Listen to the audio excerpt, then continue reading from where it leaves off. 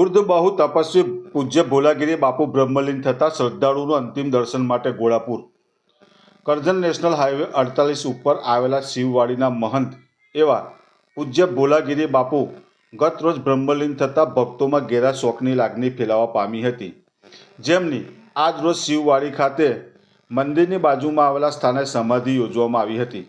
સવારથી ઉર્ધબાહુ એવા ભોલાગીરી બાપુના અંતિમ દર્શન માટે ભક્તોનું ઘોડાપુર ઉમટ્યું હતું।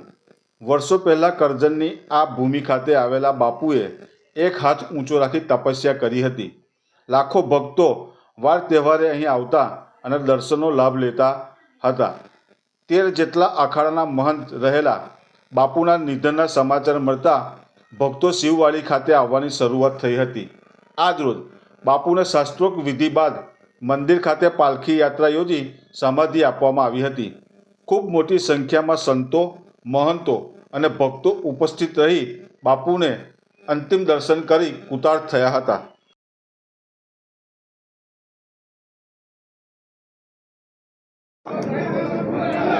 ભોલાગીરી મહારાજ દેવલોક પામ્યા છે। હું વર્ષોથી અહીં આવતો રહ્યો। જ્યારે નાની ઝૂંપડી હતી, ઝૂંપડીના ટાઈમે બી બાપજીનો સેવક તરીકે સેવા કરવા આવતો હતો હું। અને ભોલાગીરી મહારાજના સાથે એવા સંબંધો હતા કે કોરોનાના ટાઈમ પર બી હું આવ્યો ત્યારે બી બાપજીએ મને એક જ વચન આપીને અમે હું આજે જીવતો છું। ખરેખર મહાપુરુષ હતા।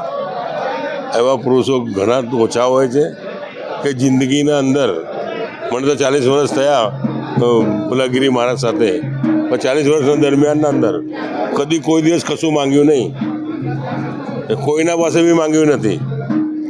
કુદરતી મહાપુરુષ હતા। એમને જે બી કરવાનું હતું, કુંભ કર્યા, કુંભના આધાર બધા કર્યા, કુંભમાં અમે બી સાથે ગયા। અને આજે દેવલોક પામ્યા છે તો બધા ભક્તો આવ્યા છે, બધા ભક્તો આશીર્વાદ લેવા આવ્યા છે બાપજીનો।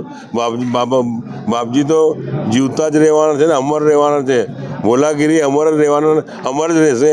એમની સમાધિ કરવામાં આવી રહી છે, પણ સમાધિના દરમિયાનમાં બી જેને જે કંઈ આશા હશે તે આવશે તો બધાને મળશે એવી પ્રભુને પ્રાર્થના।